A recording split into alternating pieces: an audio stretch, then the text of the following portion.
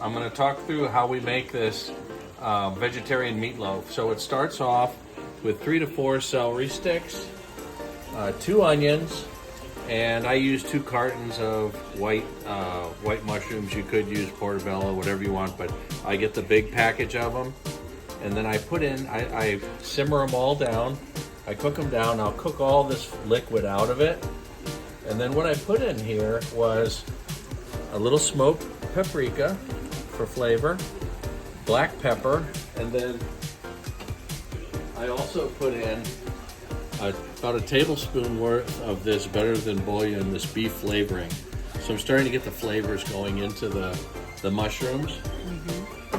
I'll let all the liquid evaporate out of this, and this will reduce down some until this is almost dry, like a dry type mixture, because you don't really want it wet. If you put it in too soon, it's going to get mushy. Okay. So what we'll do is, after all this liquid evaporates out, I will then move over to the food processor, and I'll have to do it in 2 Pardon the batches. mess, we're cooking.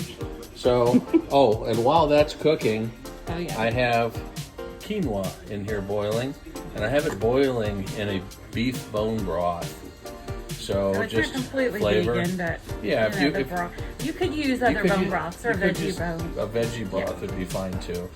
But I thought it might just add to the beef flavor. What pops? So I cooked down the vegetables initially that I had showed you earlier, and then I added in 1 can of black beans, Yeah. and then I also added in what would be the equivalent of about 1 can of lentils Okay. that have been cooked. So these were steamed.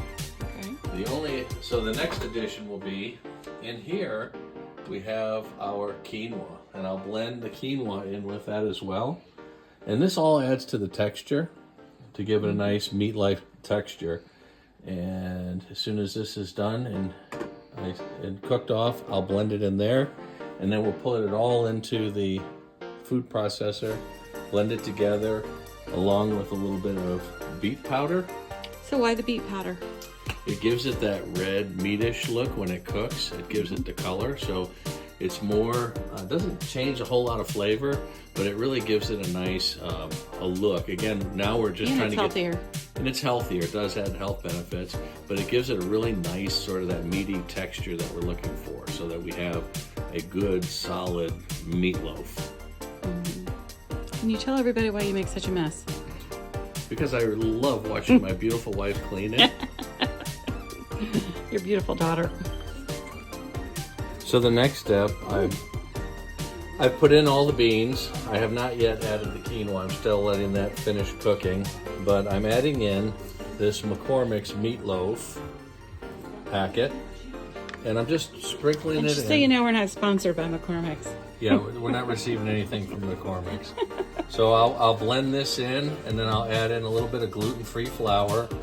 And this will start to give it a little bit, and once I add that little bit of flour instead of gluten breadcrumbs, I could add gluten-free breadcrumbs, and then I'll also add the eggs, but I don't have the gluten-free breadcrumbs, so I'm going to use the gluten-free flour. But see, it's starting to come together, and you can see the different size beans and everything adding texture. And you haven't even put I it haven't in even put it into the food processor yet, Okay. which then it really starts to look like ground beef. All right. So it's starting to come together. I'm letting this just evaporate out some more moisture. Okay. So I put in what I had, all the beans, the quinoa, everything we made up in the pan earlier into my processor. I had to do it in 2 batches because it was too much for just one. So I put it in there. I put in some gluten-free flour, a little bit of this better than beef bouillon, and also 1 egg. And What about the meatloaf packet? the meatloaf packet That's we right. had put in earlier. Yep. So we've got all our contents in here. This gluten-free flour will sort of absorb the moisture, and with the egg, it'll really make it a little bit more solid, and it'll make it all come together and hold together nicely. Sounds good.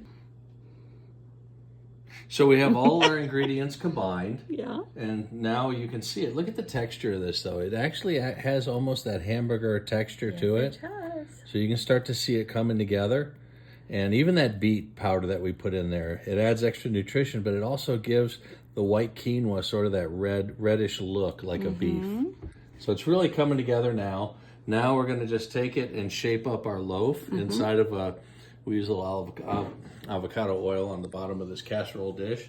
We'll put it in here. We'll shape it into a nice meatloaf, and then we'll cook it in the oven at about 350 degrees. It's probably going to take about an hour because you really do want it to set nicely all the way through. So you don't want to take it out too soon. Okay. Well, we got our loaf shaped up, looking pretty good. Looks good. Well, let's see how it cooks. For how long? We're going to cook it for about an hour at 350, and then we'll see if it's... Really the key here is that you don't want it too tall. You want to make sure you cook it all the way through so it's nice and firm and everything sets. Sounds good. Tell me when. So, take a look closely. Put the camera up there. We have a nice crust. The texture looks just perfect. And so now what we're going to do, it's been cooking about an hour. Now we're going to put on some beef gravy, and we're going to let this sort of caramelize into it, just bake into it. We worked very hard on this beef gravy. So when we think about it, you saw we put eggs in it. You saw that we put a little bit of a beef broth. So we're not really subscribing to a club. What we're doing here is we're just trying to get that flavor, and we're really reducing our red meat. Well, we don't have any red meat. We don't have any red meat, so we're just really trying to go more and more vegetables and tons of protein. Actually, I would argue that there's probably more protein in this loaf than there would be in a beef loaf. Probably. Okay, let's wait till it cooks and see what happens. Slices. So here we are. Now, let's see what it looks like inside, the big reveal. Let's cut in. It's been baking. How does it look? Ooh, take a look at that. Doesn't Wow, it looks really super that good. looks really good. Looks like it really firmed up nicely. And the texture looks good. You look at that, look closely at that. You can hardly tell. I mean, it looks just like a meatloaf. Looks really good. And we only used eggs and a little beef broth, Yeah. beef gravy. No red meat at all was used. A lot of beans. There's a lot of protein in there. And a lot of seasoning. Lentils, There's seasonings. onions, all the seasoning. Yeah, Should- it looks really good. should So taste anyone delicious. who's fighting heart disease and wants to back off the red meat, this would be good. A This would good be solution. Yep. And then I'm thinking tomorrow night, mixing it with the potatoes and the green beans and cheddar cheese or something, and making a shepherd's A pie. shepherd's pie. Yeah. Ooh, that sounds And good. then also we made extra to make a lasagna, not here, but it's in a bowl that we will do another little Italian breadcrumby kind of thing with It's going to be the good. extra meat. All right. Sounds good. Love everybody.